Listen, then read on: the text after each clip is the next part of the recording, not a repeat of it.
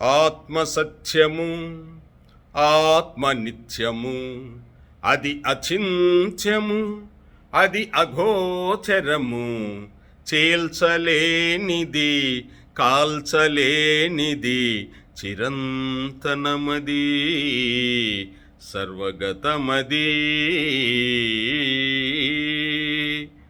ఎప్పుడు కూడా నీవు ఆత్మయోర్జున, ఆత్మకే గాలికెండదు, నీటికి తడవదు, అగ్నికి కాలదు, వాయువు కారిపోదు, ఆత్మ సత్యం ఆత్మ నిత్యము అని భగవంతుడు చెప్తా ఉన్నాడు. నీవు నిత్య స్వరూపుడివి, నువ్వు ఆనంద స్వరూపుడివి, నువ్వు ఆనందంగా ఉండాలని చెప్తున్నాడు భగవంతుడు మనల్ని.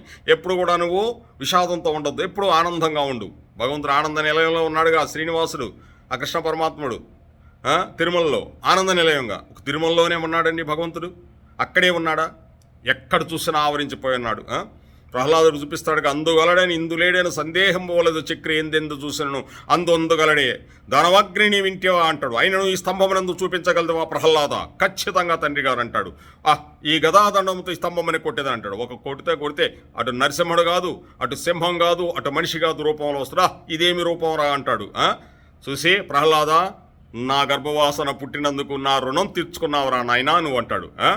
చూశారండి, అది భగవతత్వం. ఎక్కడ చూసినా ఆవరించిపోయి ఉంటాడు భగవంతుడు. కానీ మనకు చాలా దగ్గరలో ఉన్నాడు. భగవద్గీతలో చెప్తూ ఉన్నాడు భగవంతుడు, నీలోనే ఉన్నాను, నువ్వు ఎక్కడెక్కడో ఎతుకుతున్నావు, నీలోనే ఉన్నాను నేను, నువ్వు తెలుసుకో అంటున్నాడు.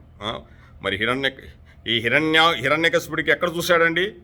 అతనిలోనే ఉన్నాడు, కానీ అతను తెలుసుకోలేక ఎక్కడెక్కడో వెతుకుతున్నాడు. ప్రహ్లాదుడు చూపించాడు. అలాగా భగవంతుడిని మనలోనే ఉన్నాడండి. మనం శరీరం కాదు, మనం ఆత్మవి అని తెలుసుకోవటమే. అని తెలుసుకోవాలంటే ఏం చేయాలి? భగవంతుడిని మననం చేయాలి, భగవంతుడి గురించి తెలుసుకోవాలి.